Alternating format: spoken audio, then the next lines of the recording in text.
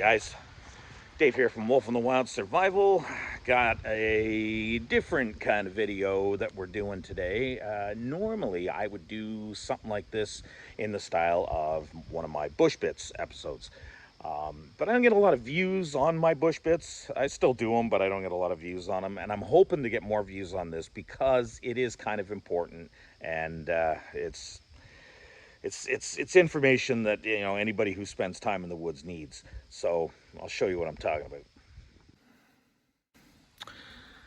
Let me introduce you to the Hickory Tussock moth caterpillar. Cute little guy, isn't he? Yeah, except for, all those venomous little hairs all over him. This is not something that you want to pet.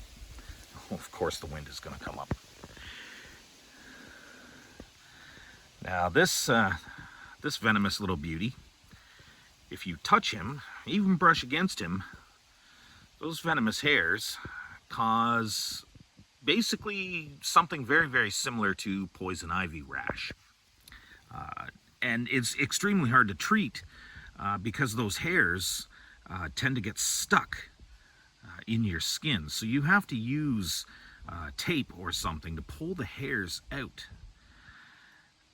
And then you got to deal with the venom as well, which usually a good wash with soap and water. I recommend using like a plantain to draw the venom out, but if you for some reason don't have any plantain available to you, good thorough wash with soap and water will do just fine. Now, the problem with this thing isn't necessarily the poison ivy rash. The problem is that some people might be allergic or very, very sensitive to the venom. If you come into contact with one of these things, and within short order, you get a very, very bad headache, if you have nausea, vomiting, anything like that, you should probably seek medical attention, because there's a pretty good chance you're not going to get any better anytime quick, and you're going to need some medical assistance in recovering from that, especially to keep yourself from dehydrating with all the vomiting that you're probably going to be doing. So don't play around with the Hickory tussock moth caterpillar.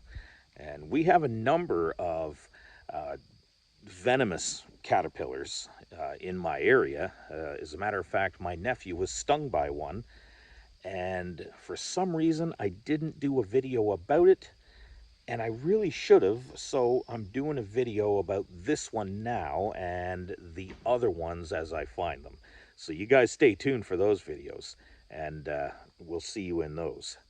So stay tuned and stay wild.